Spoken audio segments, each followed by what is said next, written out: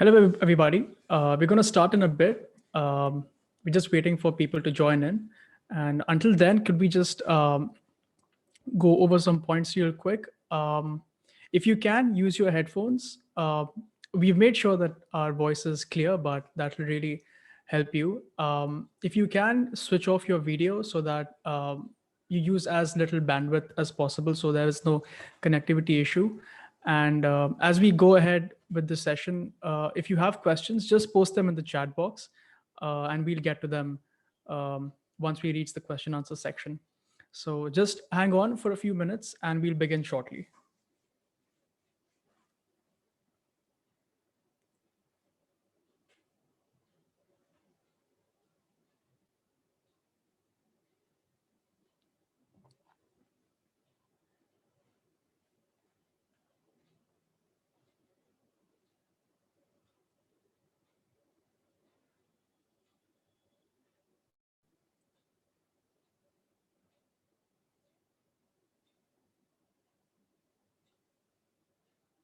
I'm really happy to see the numbers rising up very quickly. We had about 18 participants about 2 minutes ago, and now we've reached almost 70.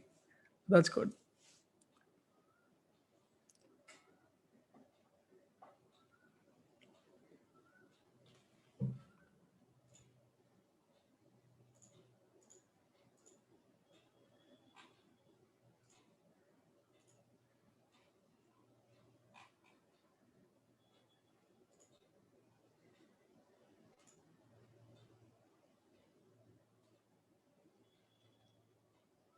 All right, so I'm going to begin.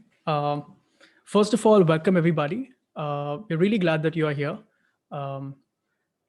This is the first session out of 7 sessions. We're calling it the Hallmark series, and it's going to go over the entire application process to the US. Before I go ahead, let me tell you a little bit more about who we are and what we do. So we are Education USA. We are the official source of information on higher education in the US. We represent all of the universities in the US. Education USA India has 8 centers across the country. And across the world, we have more than 430 centers. We are supported by the US Department of State, which is the branch of the US government. And our job is to give you, again, accurate, comprehensive, and current information. So the application process, as we like to divide up the application process in 5 steps to make it easy. This would be considered as the first step, which is researching your options, and for which we have invited 2 universities who have agreed to join us. I'm really excited for you to hear their presentation and talk to them because they bring in decades of experience in the education sector, and they have a huge amount of information that might be useful for you if you are looking to study in the US. We in India, we cannot travel to the US and see what universities have to offer. But the really next best thing is to actually talk to people who are there and who are in a good position to give you the right information. And this would be a part of it. So before waiting any further, I'd like to invite Brett Cam, who is the Assistant Director of International Admissions at the University of Rochester in New York. Really, again, Hello. Thank you for joining us. And we are really looking forward to what you have to say. It's a pleasure to be here. Thank you each so much for spending time with us today. I know that everybody has Zoom fatigue and, the amount of screen time that everyone has had to sort of just be online is pretty tough. So thank you for being here today. My name is Brett Camp. I'm the Assistant Director for International Admissions at Rochester. Rochester is in Western New York. And I'm going to go ahead and share my screen so that I can share some slides with you today about undergraduate admissions in the United States, how that sort of looks, particularly from a standpoint of, the holistic admissions and selective processing. So without further ado, we'll just go ahead and jump right in. Hopefully my slides go smoothly here. Sometimes it's a delay. Okay, so I wanted to talk to you a bit today about, what selective admissions is, factors that are considered when your institutions that you're interested in are looking at shaping, the class for the fall, and what that means for you in terms of, what should you really be paying attention to in your application. Hint, everything, and how you can also make your application stand out. So let's go ahead. So first of all, holistic admissions essentially means, we are looking at everything. So not all institutions in the United States, and I'm speaking directly for the undergraduate side of things here, not all institutions are holistic. Some institutions are really looking just at your GPA, your marks and your scores if you take an SAT or an ACT, or you're an IB student. They're really just looking at those things to make their decision. Whereas holistic admissions institutions are looking pretty much at everything, right? So we are reading your recommendation letters, your essays, your supplements, of course, converting those grades to a 4.0 US scale and seeing how you've challenged yourself. So holistic is just looking at the bigger picture of your application and really kind of taking a look at your fit for us and our fit for you as well. So with that being said, there are institutions that, vary on the selectivity scale. So when we're talking about selective, we're talking about how much demand there is for spaces at each institution. So for example, Rochester, we are a highly selective institution. So generally speaking, we have many more applicants than we could ever admit to the institution. So that is sort of how that works. Of course, this is really dependent on your experience at the school. So if, institutions over admit students, which, nobody does. I mean, we try not to, then it's really going to impact you as a student and your time on campus and the resources that you're able to use. So it's really good for us to keep within our means to making sure that all of our students have just the best possible care and experience while they're on our campuses. So when we're talking about selective or highly selective, actually is less than 30% of applicants are admitted to the institution. And so of course, this is going to vary from institution to institution. We are both today, David and I are both from private institutions, but public institutions have sometimes different, criteria, and also, state institutions as well. And of course, 50 institutions in the US are considered highly selective. So just to give you a little bit of an overview of the admissions process, and what does it look like, on the university side of things. So of course, you're working hard to do your research, and you'll be applying hopefully in the fall for a variety of institutions that really meet your needs, and you've done the research and they sound great and like a good fit for you. So what happens after you submit that application and you get those materials in? This is really important to note because this isn't always advertised everywhere, right? So the admissions committee is always going to be taking a look at your application. So this looks different at each institution. So at Rochester, again, we have that holistic admissions process, which means we're looking at everything. So there are actually two folks that primarily will read your application. And then if those decisions don't exactly line up, we'll go to a committee where we sort of talk more in depth about the application.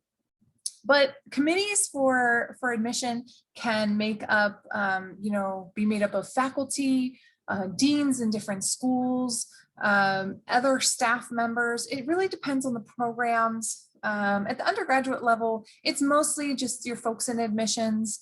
unless it's a specialty program. So for example, like Rochester Early Medical Scholars, we may have some folks in the medical center on that committee to also make those decisions. So our job is to really just sculpt the incoming class, making sure that we have diversity. We have met, what the institution's needs are in terms of, we don't have too many folks in the natural sciences. We have a nice mix of everyone. And we really want to sculpt that class to make sure that, our students, we have full confidence in, and we know that we have just the best class we could possibly have. So committees are looking for fit. Of course, this is a two-way street, right? So when you're doing your research on institutions, please definitely look at our fit for you. So looking at, would you be happy on our campuses? Are there enough resources, clubs, organizations, things that are important to you? Maybe a certain geography is important. You either maybe like or hate the snow. So we have Rochester, and then we have David, where you either love or hate the heat, right? So we're kind of on the opposite spectrums. But considering all of these different things are so important when researching your institutions, because you want to make sure you're going to be happy. It's certainly about the academics, but you're committing 4 years at least of your life to a place. And so be sure that it's someplace that's going to really fit you well. And also, we're looking at your fit for us too. So will you be happy on our campus? Will you thrive? Have you been challenging yourself? And are you ready for the rigor of college? These are things that we want to take a look at because you hopefully will be future alumni. And that is something that our institutions take very seriously. And so, yeah, fit goes both ways. Selective colleges, we're looking mostly at, again, of course, academic achievement is going to be like the number one thing, right?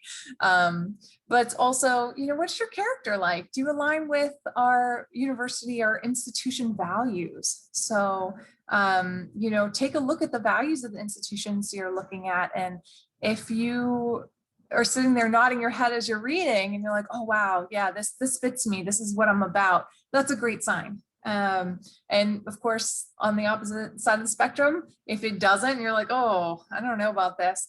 Maybe not a great, a great sign.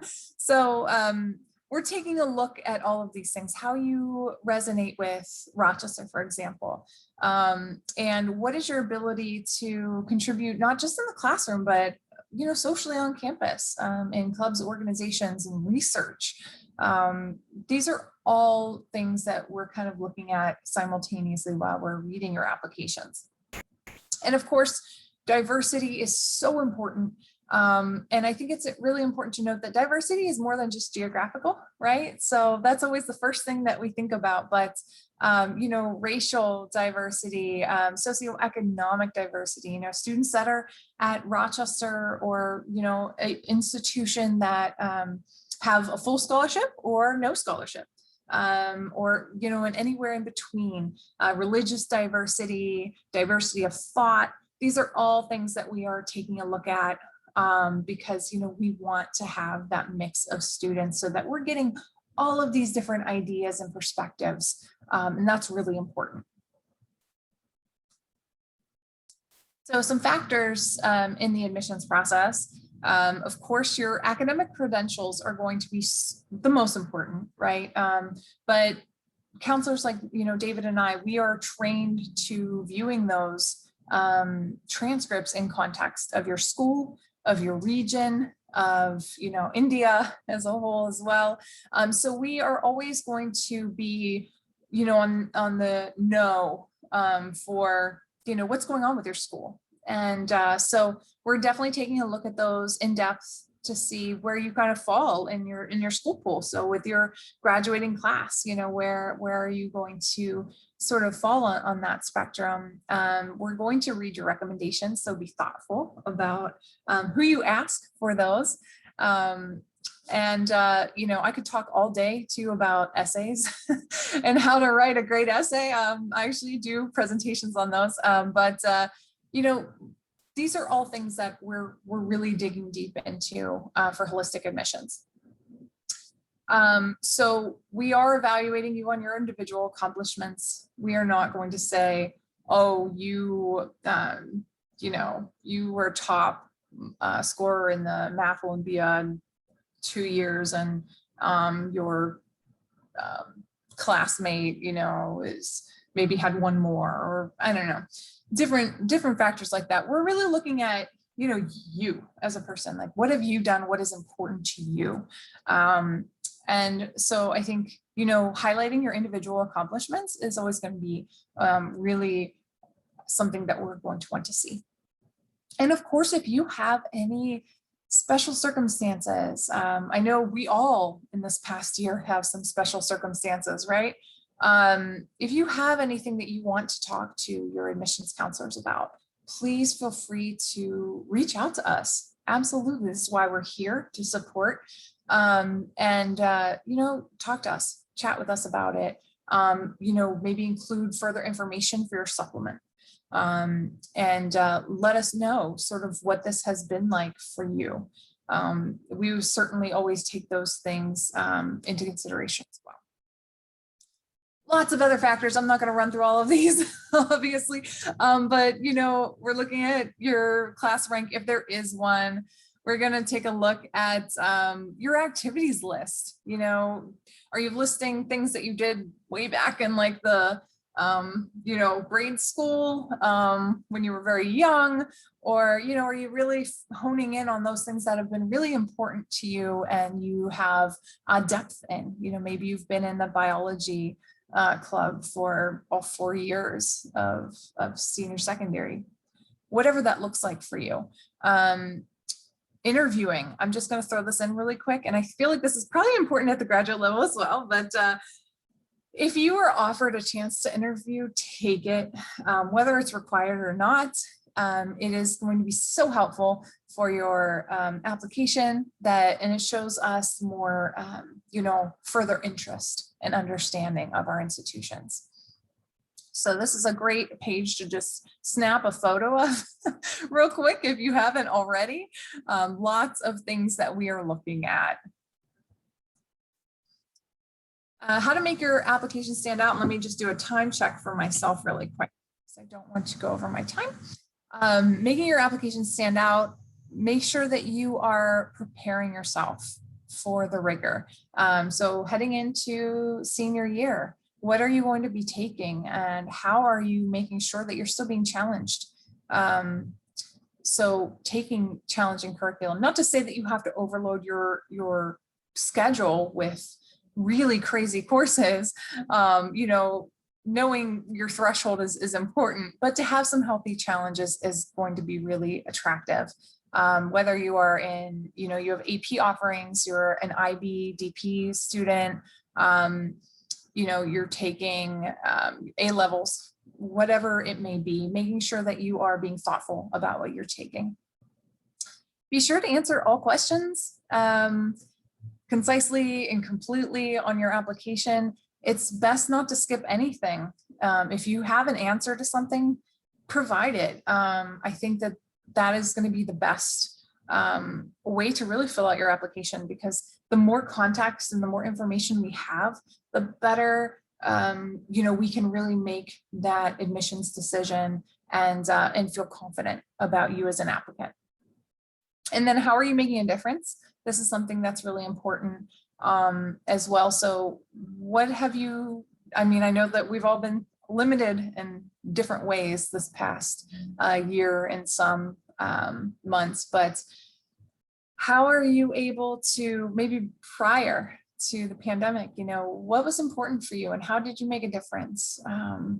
Tell us about your involvements and your passions and pursuits, and what is it that makes you unique and stand out among your peers. These are things that you want to consider going into the, you know, application season.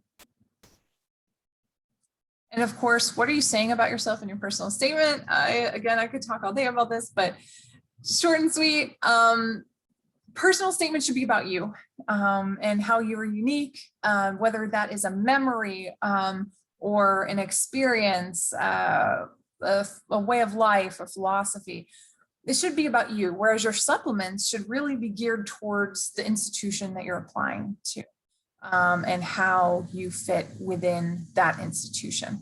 So be sure that you are being your genuine self. If you're funny, be funny. If you're not funny, maybe not the greatest time to try. But absolutely, you can stand out in those ways. And of course, demonstrate understanding. Making sure that you've researched the schools that you're applying to so that you know how to answer a lot of these questions.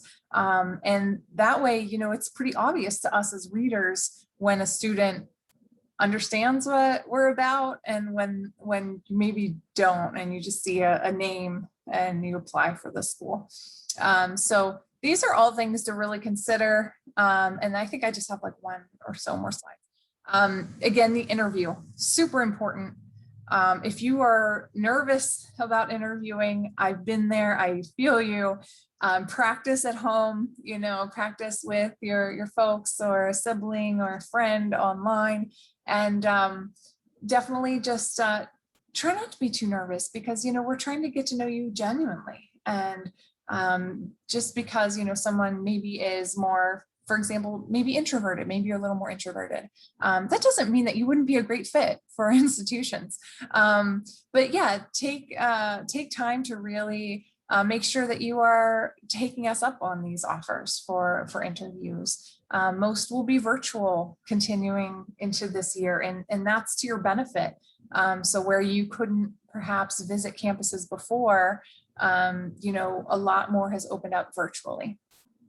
So prepare some questions. Again, show us, what it is about Rochester or the University of Miami that you are interested in. That's going to be very helpful for us in making that determination too. Early decision, only apply early decision to an institution. I liken it to a marriage. If you know we are the one, absolutely apply early decision. Because, essentially, if you're admitted, then you are committed to attending in the fall. And that is a, binding agreement with an institution. If you are not sure, maybe we're dating other people and you aren't really sure who the one is, that's totally fine. Apply regular decision. It will not decrease necessarily your chances of being admitted, but it's not binding. If you are admitted, you still have that ability to change your mind or to get further information. Perhaps, look at different financial aid packages, things like that. So that's really the bulk of what the difference is with early decision. So definitely take a look at the institutions you're applying for. What do they offer? Some don't have early decision, of course. Some have early action, which is like early decision, but there's a few caveats. So take a look at each of these. And of course, look at your merit and financial aid packaging for admissions processes in the US. Undergraduate offices are of course looking very carefully at what aid we can offer international students. So that could be in need-based aid, and that can be in things like merit scholarships, things that you sort of earned, right? And we evaluate you for. So taking a look at the different packages between the institutions that you're looking for is going to be very important. Each institution is different when it comes to aid and what they can offer. So be sure that you're looking into those statistics and what that means. And okay, so great. Got to the end. Hopefully I wasn't too fast for you, but please do jot down my email address. If you want to reach out to me, I am your counselor. So I am a counselor for the subcontinent as well as South America and Central America. So feel free to reach out to me. And without further ado, I'm going to go ahead and turn it over to David.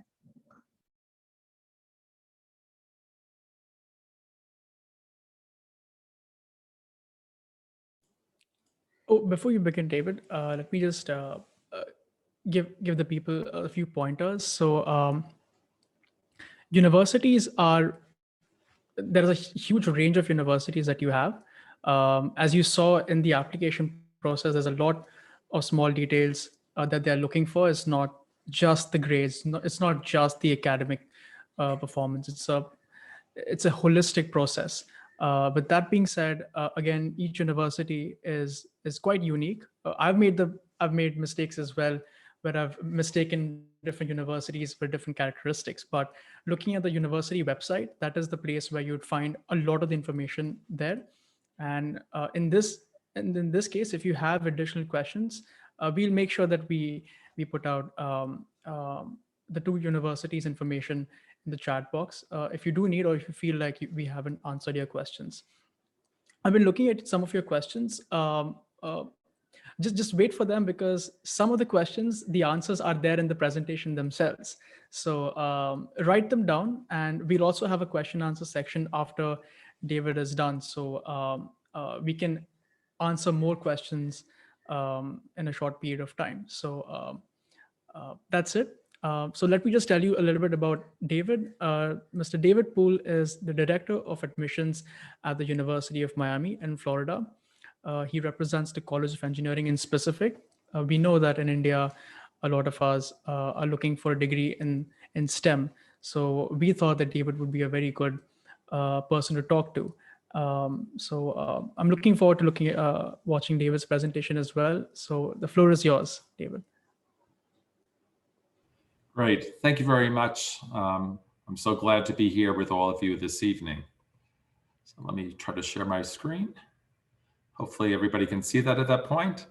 So I call this presentation to you this evening, Engineer Your Graduate Education in the United States. And again, I'm David Poole. I'm Director of Admission for the College of Engineering at the University of Miami. And just, so what I'm going to do is really building upon what Brett has already talked to you about in terms of the admissions process. Sometimes people think that the admissions process for undergraduate students is going to be very different from graduate students. And although that is true in some ways, but there's a lot of more similarities than you may think there is. So Brett covered a lot of the information that I'm not going to cover in my presentation this evening in terms of what we look at and everything else. But it is important for you to know that as you look at schools, that the front door at any institution, as you just heard, is our websites. And so go out to the websites of the schools that you're interested in as you go throughout this process. The biggest thing that I think when you are choosing a school, whether it be for undergraduate education or for graduate education, you're really going to be doing a program of study that's going to help transform your life through education. That's the courses that you're going to be taking, working with faculty, and working in potentially in research, if that is something that you're going to be interested in. For some of you that may not be in the STEM or the business fields, it is going to be in the areas of performance. Innovation is the key to anything that's going on in the world today. We certainly know that the pandemic has changed how we all communicate. Brett mentioned that earlier. I hope that you and your families are safe as we continue globally throughout this process. But that innovation really has been able to transform the world. And ultimately, you're going to have service. Whether or not you come back to India and you're going to transform what India has as a result of your education, that's what higher education, no matter where in the world you're looking for.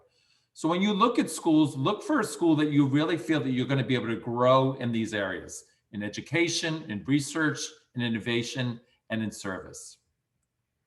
So there are a couple of things when it comes, I think, specifically to graduate schools. So whether or not you're applying to a public or private institution, there's going to be some things that you should do. The first thing is planning early. No matter what you're going to do, it is all about planning early. It is about having a plan. Unlike when you go from high school into a university setting or a college setting for your undergraduate studies, graduate studies are much more specific. So it's not as though you're basically still deciding maybe what you want to study. By the time you get to graduate studies, you should really have a very good idea of what you want to do. It tends to be a lot more specific. So start creating that path. And, yes, you should enjoy your first year as an undergraduate student on whatever campus in the world you go to, whether it be in India or whether in the United States or elsewhere, but give yourself time and start having those conversations with faculty and advisors and other graduate students at the institutions that you attend, because ultimately you're going to get a much better sense of what it's like. We know that you want to hear from people that are living the experience day in and day out as a student. So as an undergraduate student, as you get ready for graduate studies, to do that.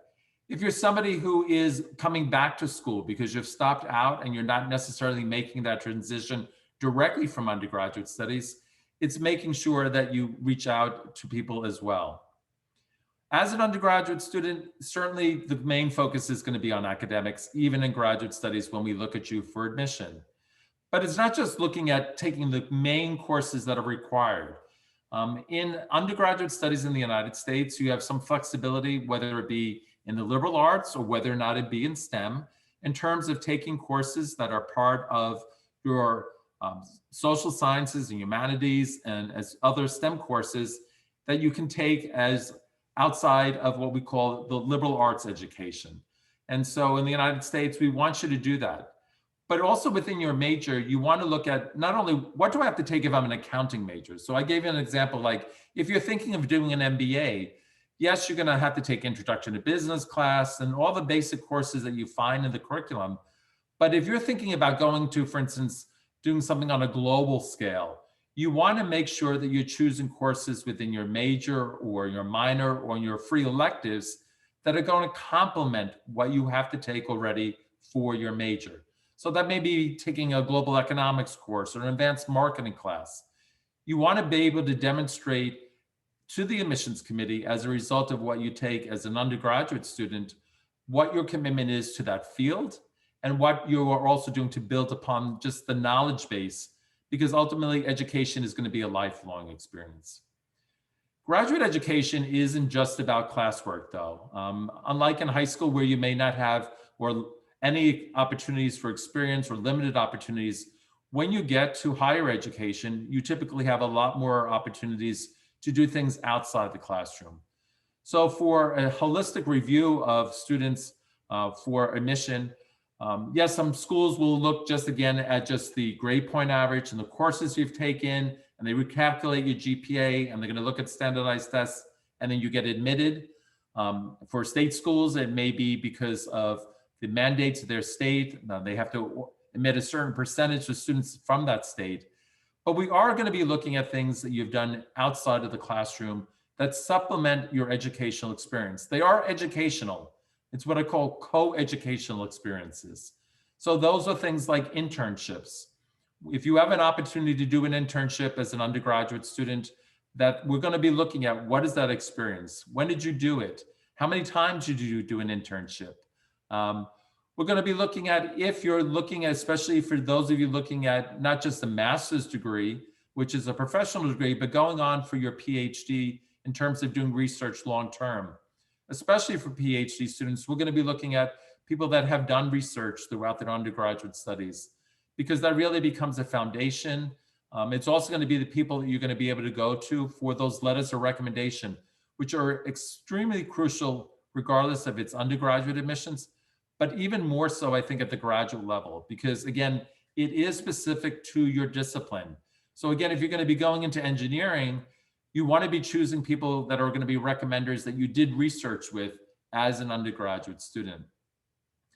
If you're given an opportunity as an undergraduate student to co-author in a publication, or whether or not you can present at a presentation, to do so, and that isn't necessarily always with a faculty member, it may be with your peers.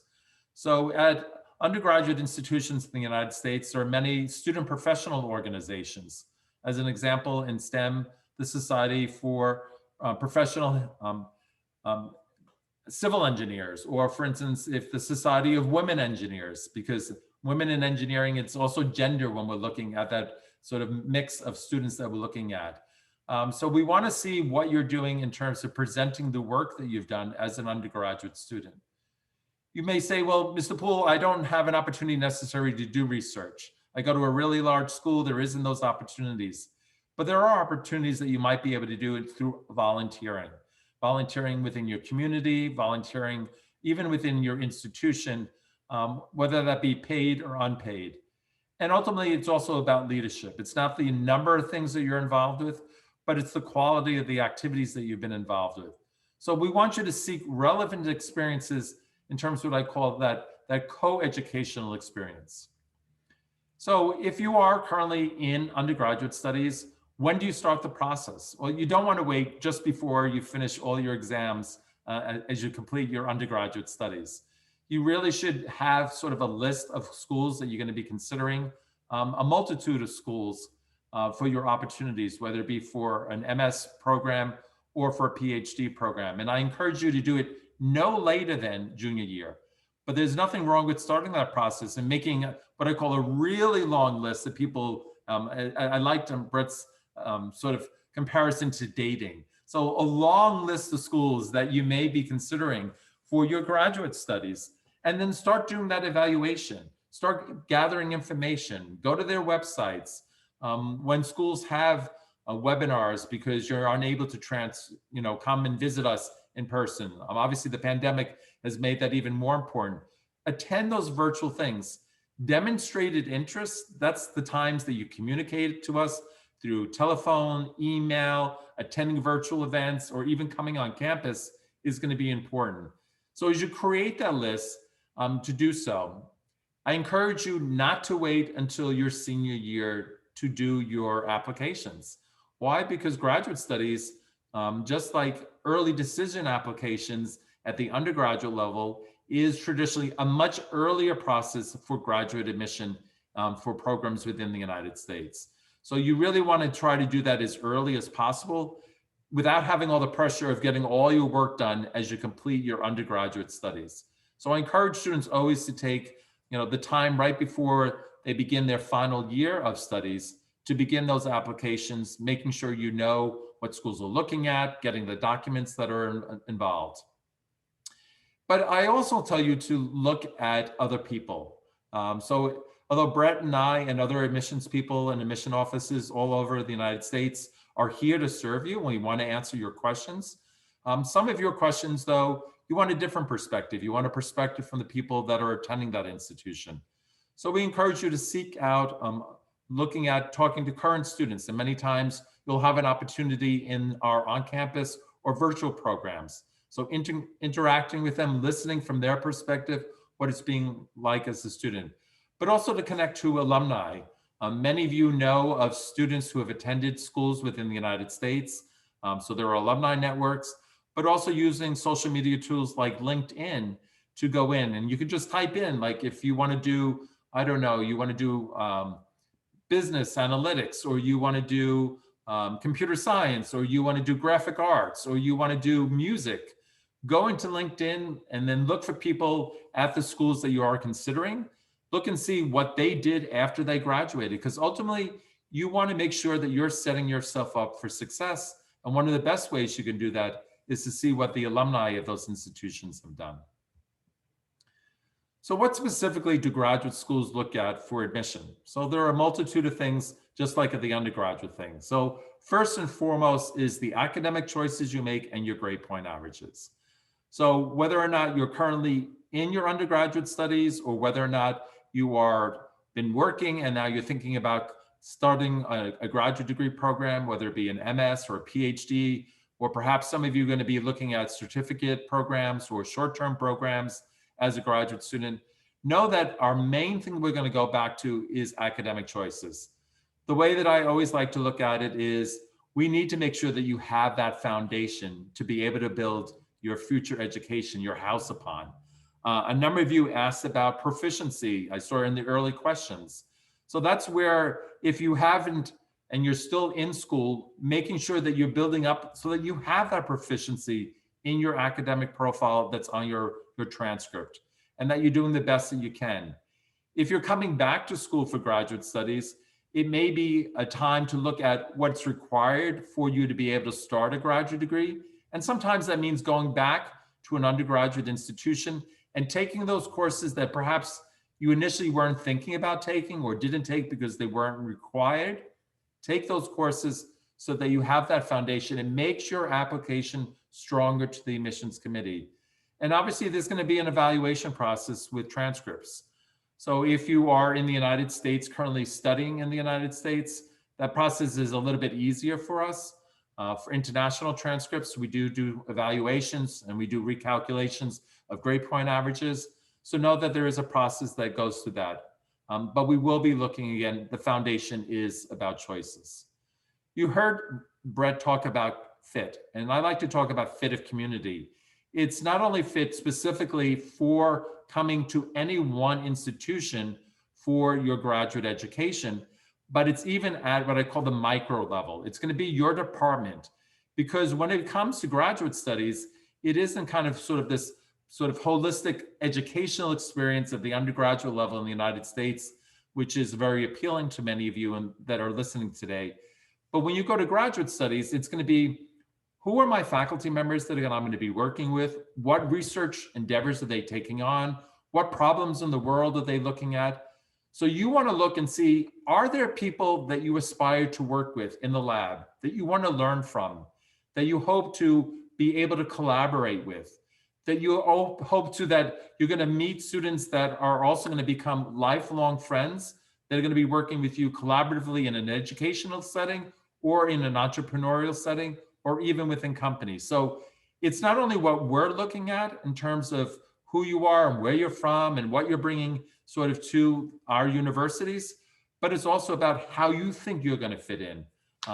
So from some students, they want to make sure that there's going to be other students that are from India, as an example, or that they're going to be able to have access to foods because they're going to miss their foods coming to the United States. So it is about fit.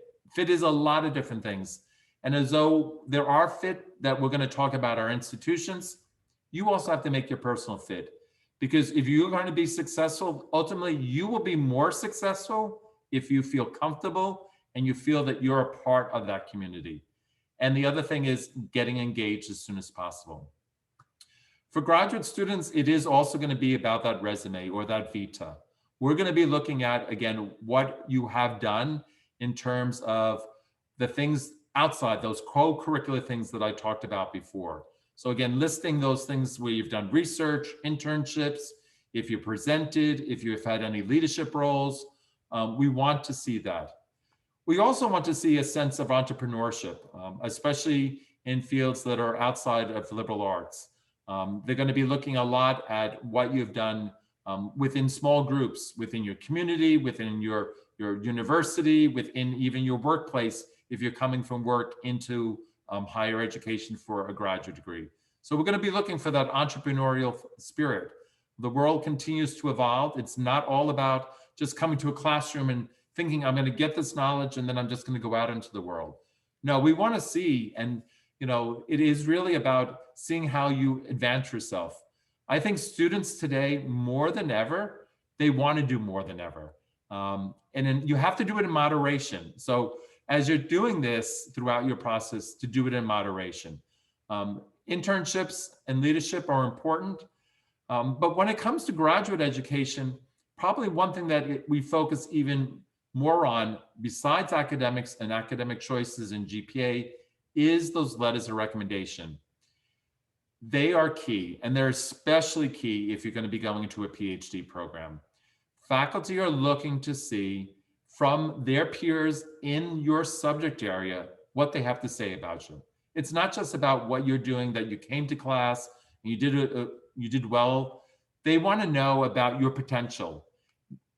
That's kind of the hard thing as we do this review of you as a student. Yes, we know what you've done in the classroom, but when somebody has spent more time, it's not just a set of numbers, but it is about motivation. It is about being inquisitive.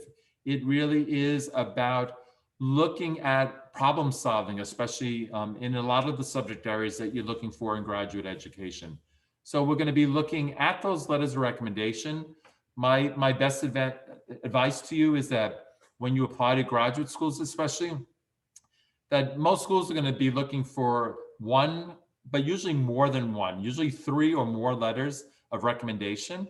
That 2 of them should be from an academic setting, so people within your faculty. So if you were looking to get a master's degree, for instance, in chemistry, or a master's degree in education, those recommenders should come from your program of study as an undergraduate student as you go on, or if you're already in a master's degree program, in your MS program as you're applying to the PhD. And then your other letters could be from people that you've worked with, for instance, at an internship, or if you have been volunteering. Statement of purpose is more than just an essay, as it is at the undergraduate level. We expect that by the time that you apply to us, that you're going to love us, and that's why you've applied to us. But we want to know about why is it that you want this degree? Why is it that you need this professional degree? Why do you think that it's going to make, going back to my first slide, why do you think it's going to transform your life to have this graduate degree? What is it going to do to help make you a better citizen of the world? So your statement of purpose is going to be about that. It's also going to be about looking at connections. So again, you're going to be looking at our faculty members at the graduate level in terms of those you're going to be working with. So in your statement of purpose, you want to talk about how you have watched other people in your field of study that you hope to pursue, and how you have seen that having this education, having that experience really made a difference. And ultimately, you can tell us about what you hope to do and how you're going to transform the world. That is your statement of purpose. It's really saying to us, this is what I hope to do. And I know that working with your faculty at the graduate level, you can do that. Standardized tests, even at the graduate level, do exist. So when you think about standardized tests for most graduate programs, we're going to be looking at the graduate record exam. So that's traditionally for all programs other than, for instance, business, which will be the GMAT. Obviously, there are other specialized exams where admission is even more competitive, especially if you're looking at going to a US medical school or a law school. And in those cases, you'd be taking what's called the MCAT or the LSAT. In today's world, though, because of the pandemic, there are changes that have taken place in terms of the requirements for standardized tests. So you want to make sure that as you go through this admissions process, you find out what standardized tests are required, what levels are typically required for giving you sort of that opening up the door to the admissions committee, and getting them in on time. And then the interview if required. Now, I will tell you at the graduate level, especially for PhD, it's going to be an interview, not just necessarily like it is today. If I was going to call up and say, okay, Brett, I know that you want to be a student in biomedical engineering, so let's talk about that. That may be one type of interview. But the other interview that I would call about, again, is what I call behind the scenes interview. You want to reach out to faculty as you go through your graduate admissions process. You want to start making those connections. You know, graduate spaces are even smaller at most campuses than they are on the undergraduate level. So again, that connectivity, again, it's demonstrated interest, but it is talking about, for instance, if you see a research project they're working on, so you're basically interviewing them, but also providing them the reasons why you are going to be the best candidate for their program for admission. Last but not least, it's deadlines. Love them or hate them, they matter. So for graduate students, they are usually not on a rolling basis. There are some programs that do have rolling basis for students, but graduate students, especially for those of you that are looking at medical school, law school, or looking at PhD programs, there is a very set in stone deadline. You know, just like Brett was talking about on the undergraduate side, it's kind of like early decision every day when it comes to graduate admission. So you want to make sure that you have it. That's why, again, going back to preparing early, prepare early, double check. It is your responsibility throughout this admissions process to make sure that application is completed. Schools will provide you with a portal so that you can check on those documents. It's letters. Sometimes you have to get another letter of recommendation because the faculty member you chose initially is too busy. So you may sometimes need to change that. So give yourself plenty of time. It's not just getting the main part of the application in, but it's all the materials, the transcripts, the letters of recommendation, your statement of purpose, all of those things, we want to make sure that you have them on time. I always, every time that I have an opportunity to speak in an Education USA seminar like this one, again, thanks to Education USA India for inviting me. They've given you basically the steps that you need to take. You can see it here. Again, today we're talking about researching your options. Graduate education, just like undergraduate, is how do I pay for it? And some of you have talked about how can I do that? I'll talk about it in a minute, but there will be a process after you're admitted, which is getting that student visa and getting ready for departure. So right now, as you're going through it for this seminar's purpose, it's really steps 1, 2, and 3. So today we start with 1. That process won't stop after today. We hope that you continue the conversations with your advisors and the Education USA offices. They're amazing resources to you. And certainly then, obviously, the resources at institutions like Brett at Rochester and myself at Miami, and our other colleagues from all over the United States. So let's just quickly talk about funding your education. So higher education institutions in the United States will fund many graduate students. Now, funding at the graduate level is much more prevalent for students going into PhD programs than it is for master's degree programs. Why? Because the duration is typically longer, and also because at the PhD level, you typically are also going to be given funding as a result of being either a research assistant or a teaching assistant. So you want to, as part of your investigation of schools, to look at the opportunities for funding.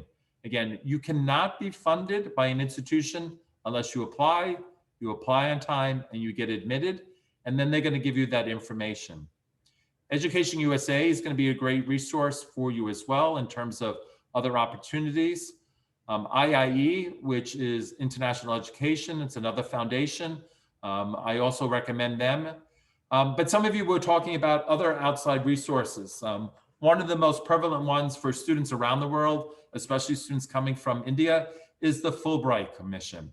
So there are sort of a double, so you have to go through a double application process. You'll still have to apply to the institutions. Most of us at higher education for graduate education have a working relationship with the Fulbright Foundation. And so there will be deadlines. There's typically a point person in every graduate school or graduate program. For instance, at my institution, I'm the point person for any engineering students through the Fulbright program. So I work in collaboration with the university. The other thing about this process is the application itself. So there are applications for obviously going to for funding. And sometimes you have to submit additional letters of recommendation, or you may have to do an additional interview. But the applications for admission is a little bit different. So at most institutions in the United States, at the undergraduate level, they use a thing called the Common Application, where you can apply to a lot of institutions. Graduate education tends to be a little bit less centralized in that application process, although there are centralized application processes, especially for law school and medical school, and increasingly for business and for STEM programs. But you want to make sure that you allow your time for getting your applications, whether it be for admission or if it be considered for financing.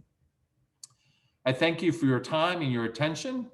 And again, if you have any questions, this is my contact information. And at this point, I'm going to stop sharing my screen because I think the best part of any of these presentations is the question and answer session.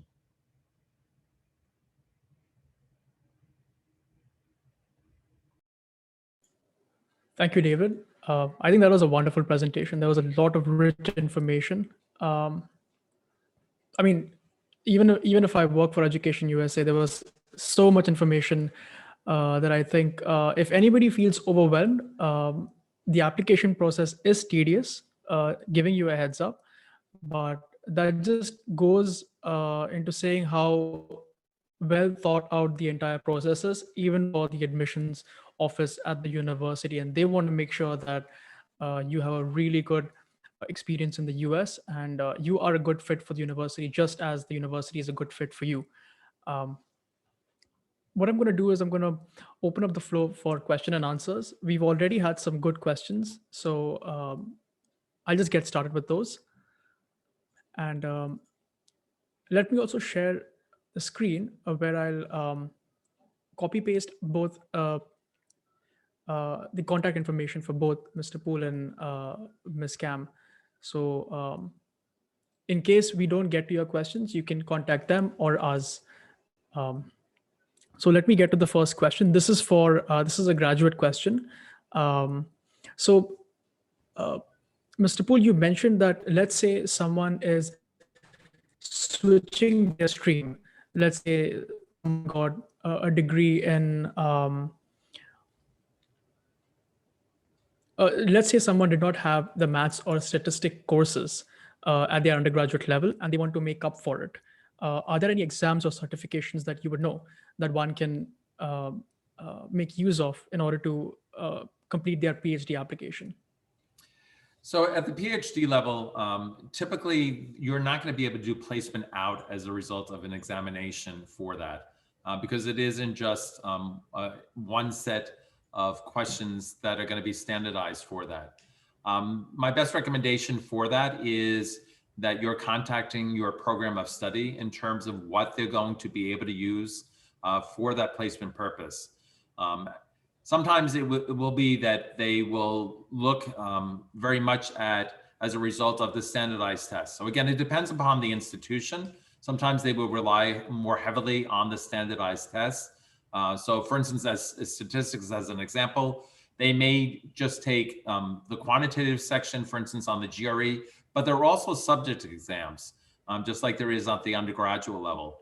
So depending upon the institution, they may say to you, okay, you also need to make sure that you reach a certain threshold on a subject exam.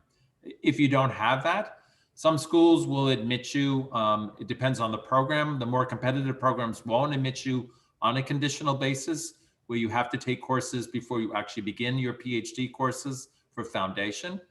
But if there is a situation, I would encourage you to try to reach out to the program beforehand and say, look, I haven't taken statistics as an example, and you're going to computer science. Is that going to hurt me in the application? If they say yes, then you would ask them, what should I do? And typically they will give you the recommendation, look, you should be taking these types of courses.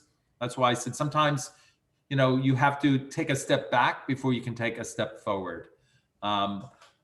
So it really depends upon the program. But again, if you're going into, economics, or if you're going into computer science, or you're going to engineering, or you're going into medical school and you've never taken a biology class, you certainly need to have all those foundation courses. It's kind of like you need to have a foundation in order to be able to get into undergraduate studies and graduate studies.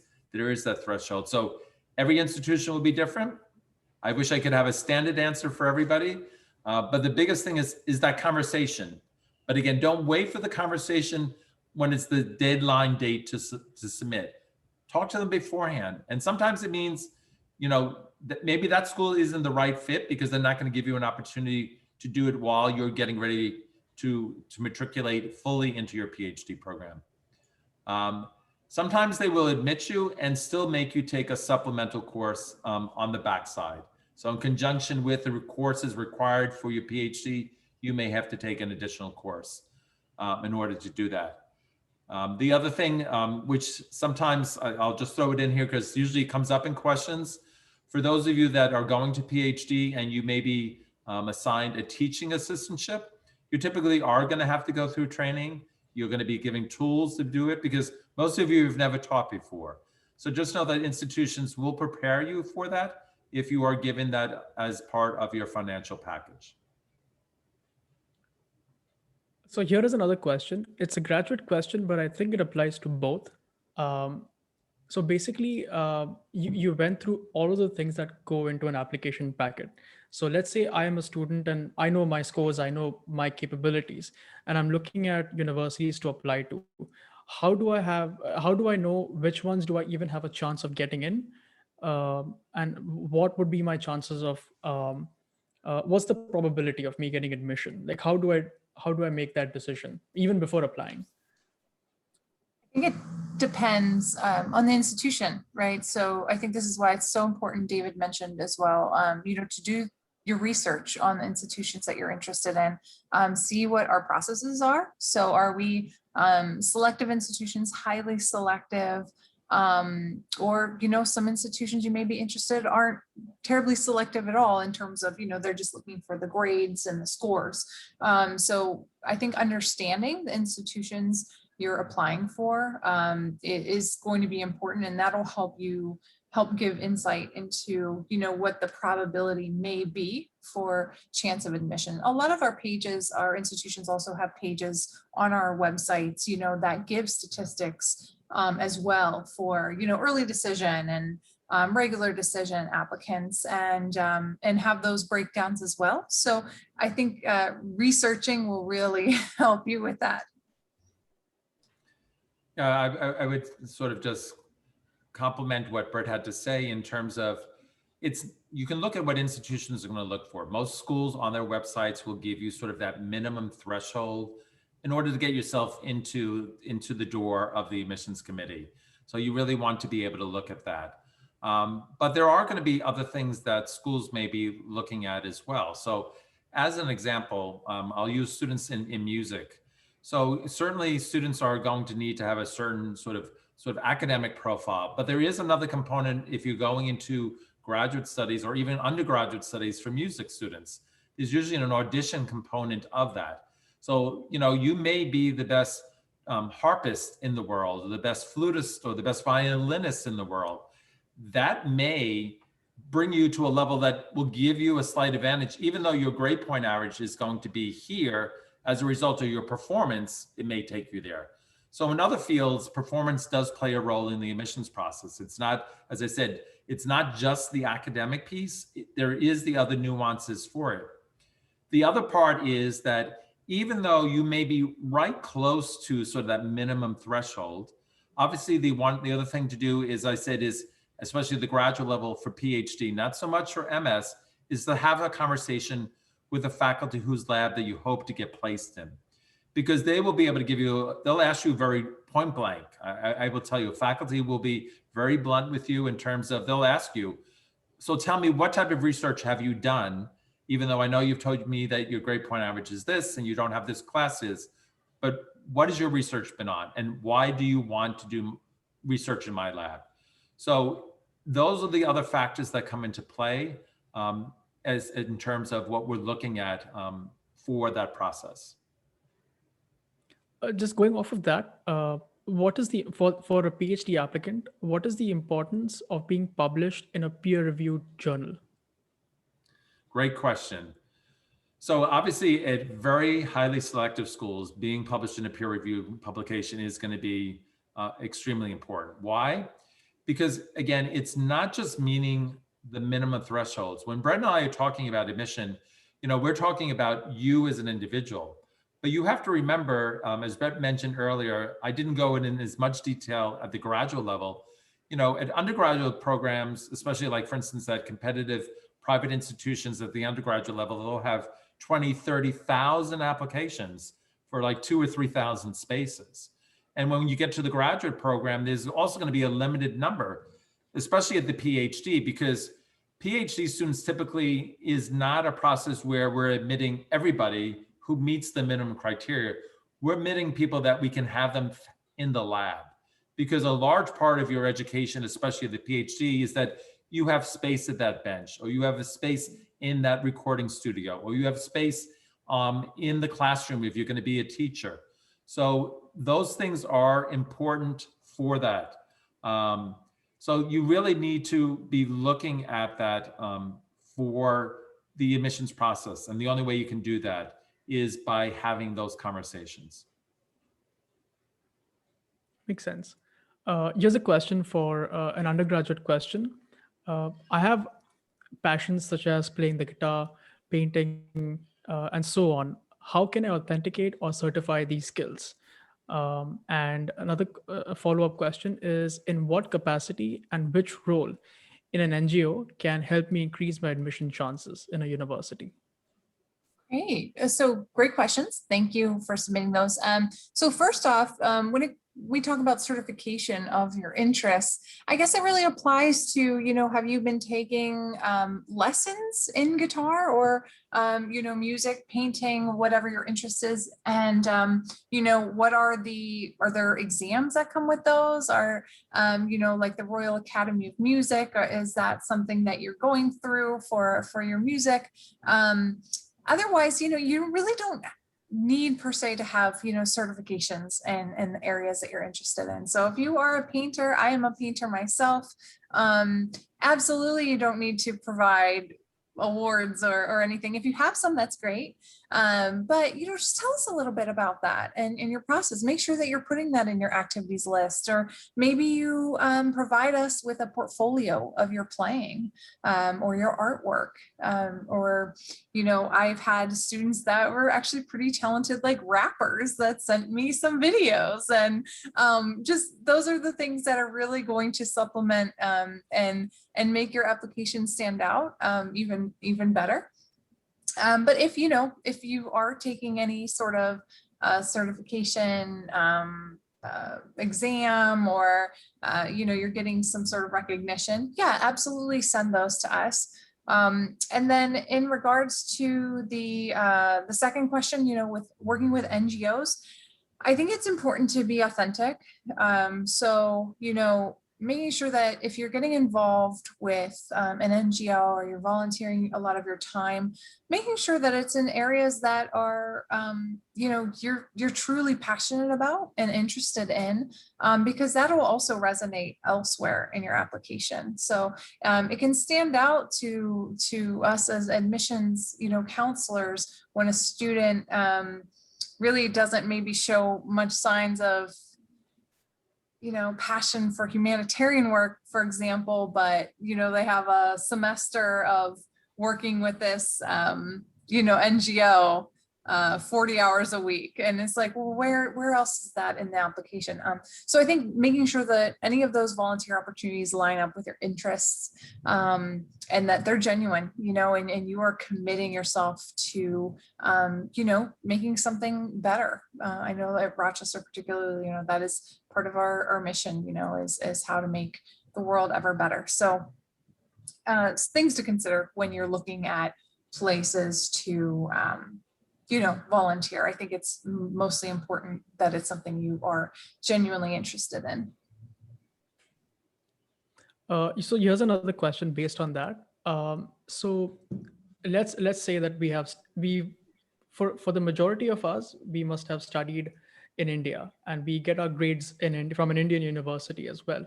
So when we send you our grades, or let's say even a short course, do we need to get these evaluated, or can we just directly send you the transcripts? This is both for undergraduate as well as graduate.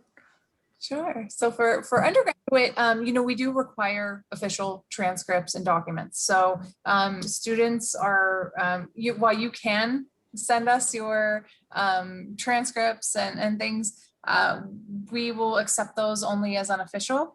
So your counselors would need to send us the official documents, and then we'll take a look at those.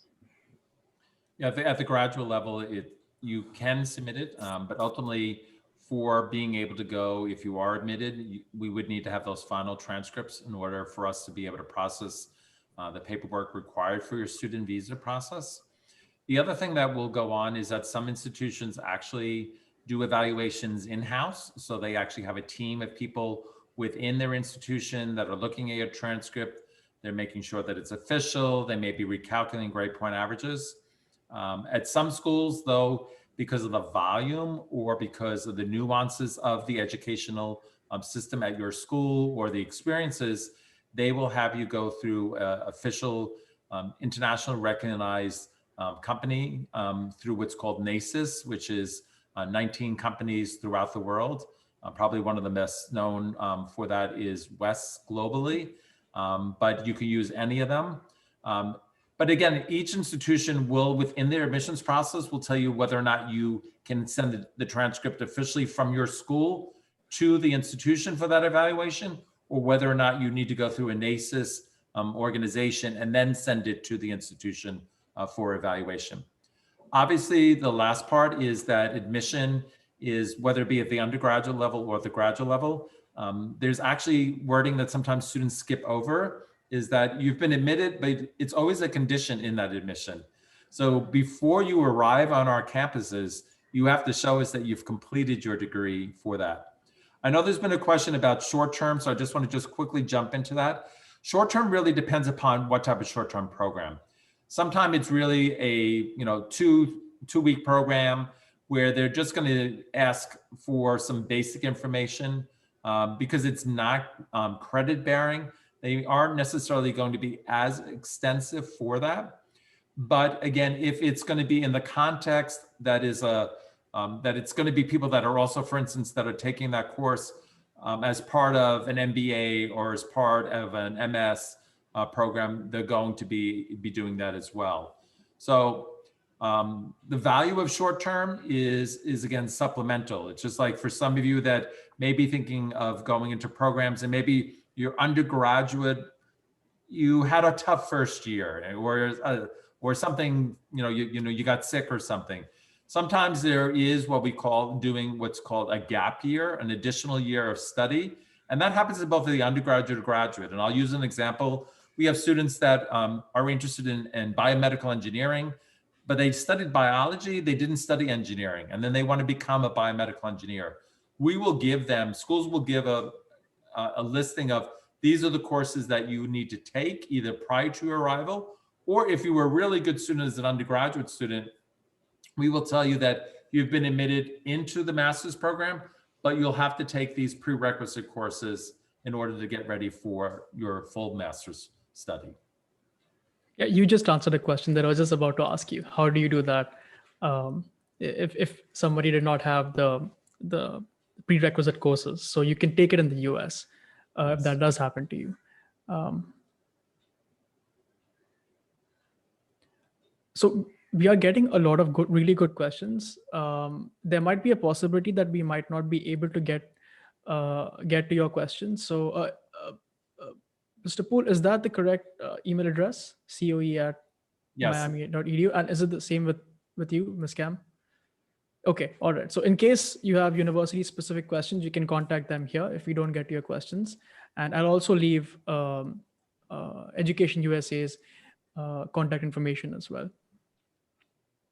So here is another question about financial aid at the master's level. Maybe you can also touch on that a little bit at the undergraduate level, but what kind or types of financial assistance is available at your respective universities for international students? Well, for instance, at the University of Miami, we do have different levels of funding available, and it really depends upon program. At the graduate level, it is program specific. At the undergraduate level, and I think Brett will back me up, is it tends to be much more broad-based for funding for students, especially on the academic side. But on the graduate side, it will depend upon the funding that the department has. Many times it's as a result of research dollars that our faculty are generating that they can then sort of put back into the funding model so that we can give out to our graduate students. In the US, for MS, there may be no funding whatsoever for an MS program, and other programs are partial. As an example, in my engineering program, it's a 30 credit master's program for non-thesis if those students are not going to go on for PhD. And we do give up to 9 tuition credit hours. So every program will be different with that whole regard. Unfortunately, there isn't kind of a national standard of funding at any institution, or even, Brett and I both work at privates, and we're going to have different levels of funding for our departments as a result of what our faculty do for graduate funding.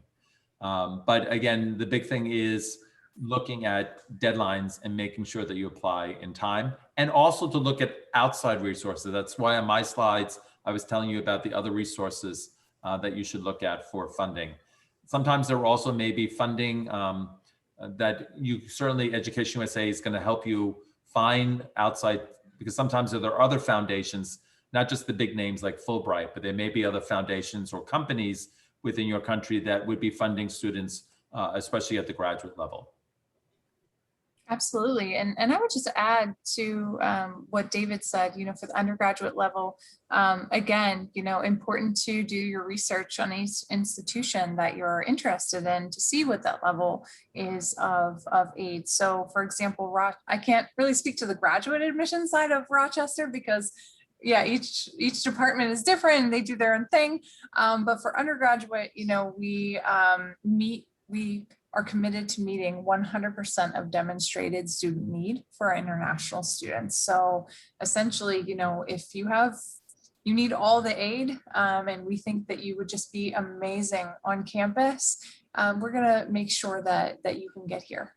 So the need-based aid, and then also we do have merit scholarships, and these are based on things we see in your application, right?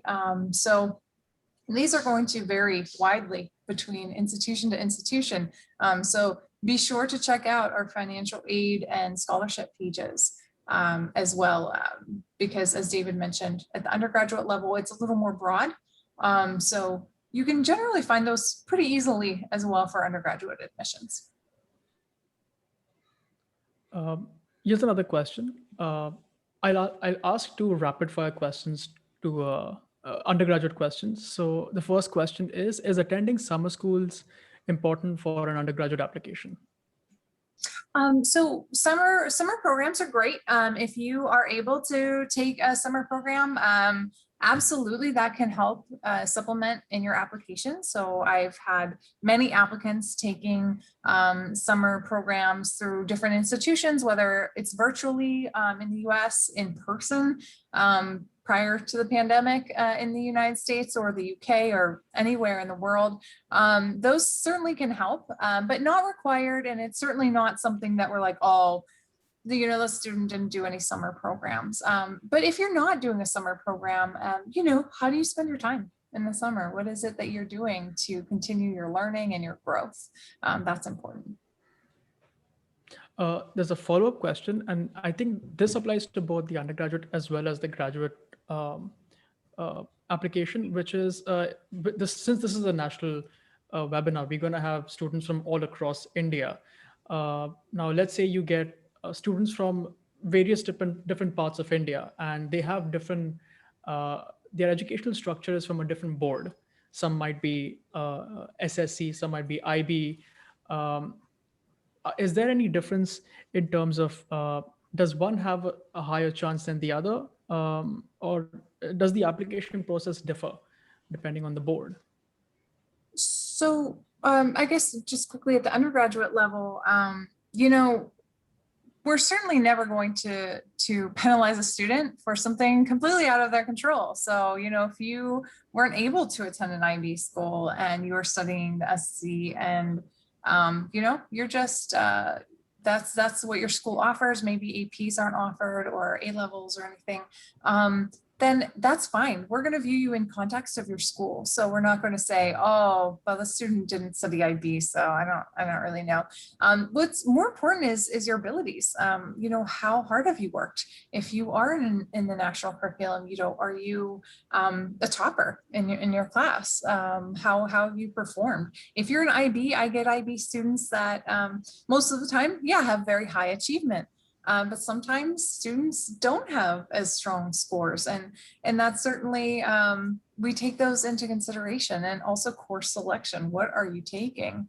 Are you, if you are in an IB program, what are your SLs versus your HLs? Which math are you choosing? These are all important considerations. So one is not necessarily better than the others. We're going to take it within context of your institution. Yeah, just quickly at the graduate side, it's pretty much the same.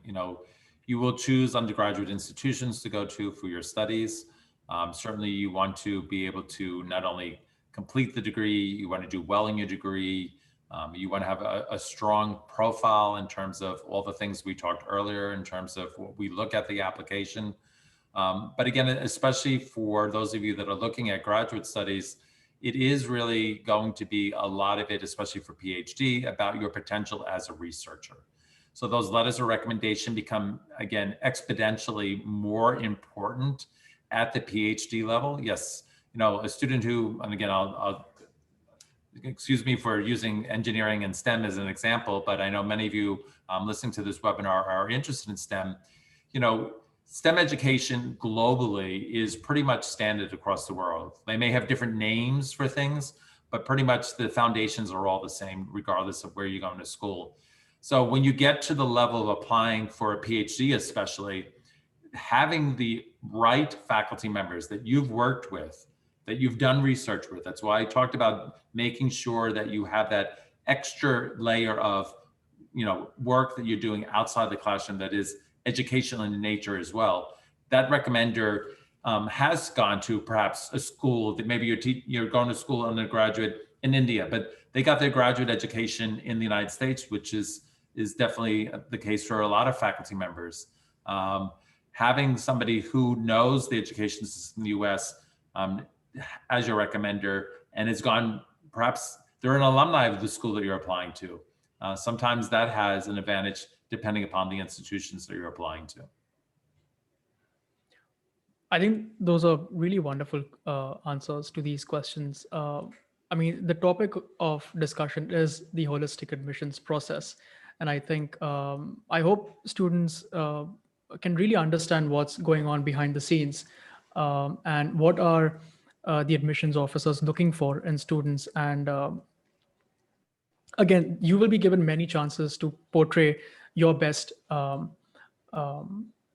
your best side. And again, I'm going to brush up on the fact that you need to research as much as possible so that your application will show the research that you've done, so that even the university officer knows that you've done your fair bit of homework, and it makes their job easier as well. But I think these are really wonderful questions. I have another question. This is at the graduate level. Does a graduate program include a master's degree on the way to a PhD? That's a great question. So the answer is, it depends what program you're applying to. So some of them are direct admit programs just into an MS program. Some of them are direct admit into a PhD program. Some of them are a combined program, so that you are going combined and you're going to get both sort of what we call stepping stone in terms of your education. So you're going to come in, you're going to basically do all the requirements for the MS because that's the foundation, and then you're going to go into a PhD program. But I will also tell you that for some of the top students globally, they've had such an outstanding undergraduate experience from both classroom experience as well as research, and they've done publications. Some of those students are actually being admitted directly out of undergraduate studies directly into a PhD program. Again, that's not the norm, but again, every program is going to be different. Graduate programs at the MS level, some of them are going to be with thesis or without thesis. So it's important also when you are looking in your research phase, do you think you're going to want to go on and get a PhD? Because if you do, you want to make sure that you're applying to a program that is going to have a thesis component, because that becomes the foundation for your research that you're going to do and build upon once you go off to graduate school. It also becomes sort of your speaking voice when you're applying into a PhD program. That makes sense. We only have time for a few more questions. Here is one of the last questions. So it is an undergraduate question, but I think it also applies to the graduate level. Does having a liberal arts degree, does it affect your future aspirations, one? And the second thing is, let's say someone has a undergraduate liberal arts degree, does that affect your chances for a master's degree as well in terms of getting in, or how selective would universities have to be with such a profile? So I think I'd start with. Sure. Yeah. So I guess this really just depends on what it is that you want to do with the rest of your life. So, if you are studying in, like you mentioned, a liberal arts, maybe in the humanities side of things, hopefully that is your wheelhouse. That is where you want to commit your life's work.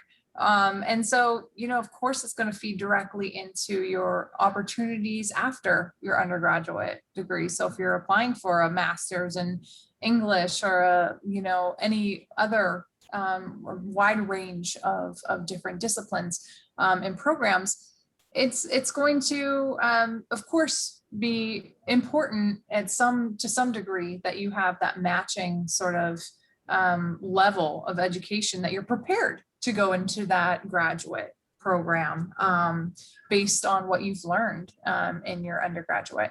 So I guess it really just kind of depends on what it is that you want. I don't think that having a liberal arts degree is certainly not a negative, right, to getting into graduate school. There are lots of folks that do research in the humanities. So, I think it's just kind of taking a look at what it is that you want, what your end goal is going to be very important when making these considerations.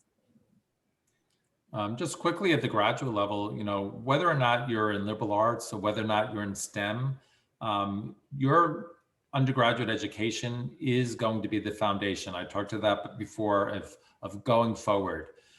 So if you are a liberal arts student and you want to do graduate education in STEM, it's still possible. Now, there may be some additional sort of layers that you have to build upon in order to get there. But schools, if you show academic promise, academic research promise, they're going to want to see whether or not you're going to make a good fit with us. The other thing in the United States that's happening in graduate education, there's been sort of this revolutionary transformation in higher education at the graduate level. So PhDs are still kind of the steady state that you are going to be going into research, and you typically need to have that undergraduate foundation in engineering or in pre-med if you're going to go to medical school, or in music if you want to be a professional musician. But at the master's level, we have created at most institutions around the United States what's called professional master's programs. And those are designed for people that did not study in that undergraduate field of study, but are going to take a course that is not as technical as maybe a traditional, MS in engineering, in civil engineering, but like, for instance, construction management. I'll use that as an example. You don't necessarily need to be a civil engineer in order to be in a master's program in construction management in the United States. It's built in that you're going to take those courses to get you ready. It does mean that when you come out, you'll have a different pathway in terms of jobs. It does mean that you may have a different pathway of whether or not you can get a licensure. But again, professional master's programs is one of the fastest growing areas of changing in curriculum at the graduate level in the United States. I think that answers a lot of questions. I think we're almost out of time. Just before we end the question answer section, both of you, do you have any last words for students?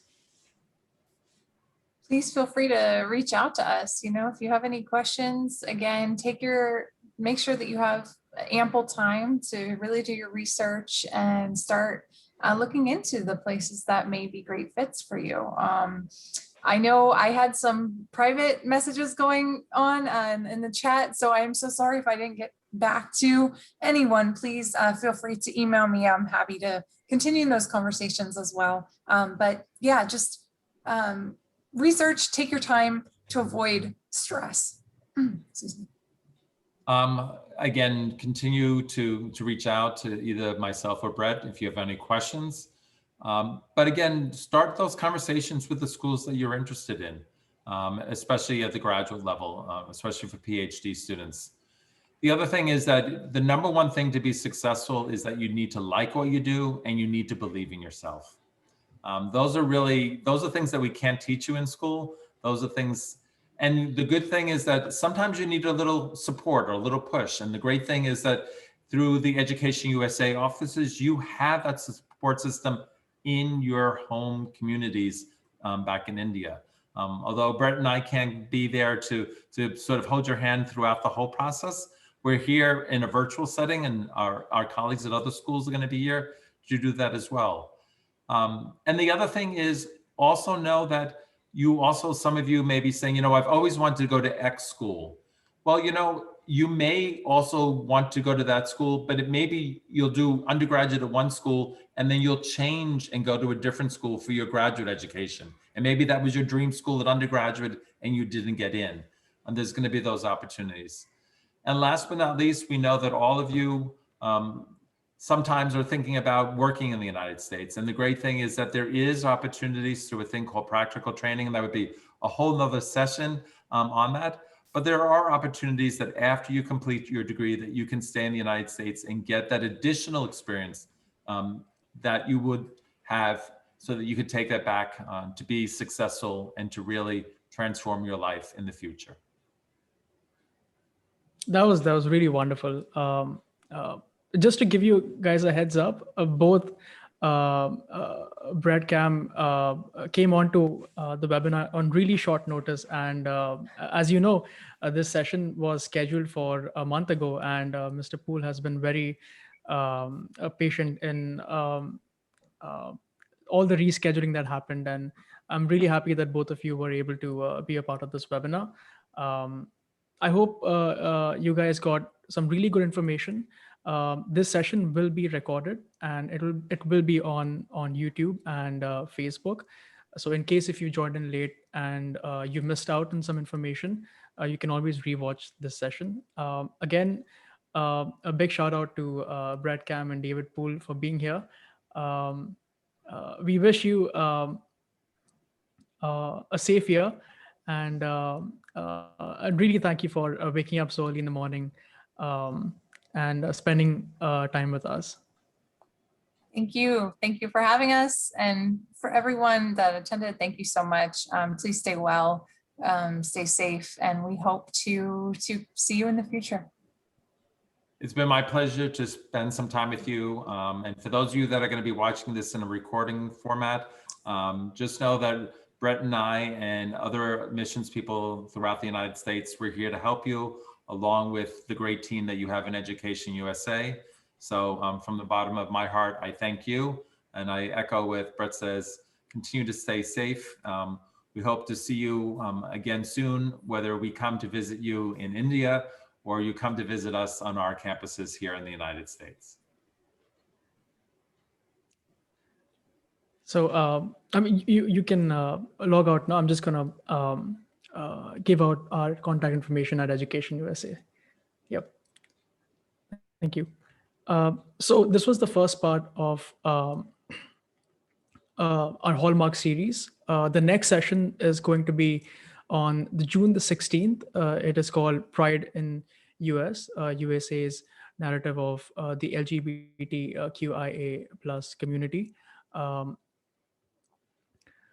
Apart from that, again, like I said, this session will be on our YouTube channel. We do have a YouTube channel that has been active for a few years. Many such sessions have been recorded and posted there. So feel free to check it out. Again, one example is unlocking the financial part of application. So there's a bunch of really good information up there. We also have a mobile app. So all of our information is accessible through this app.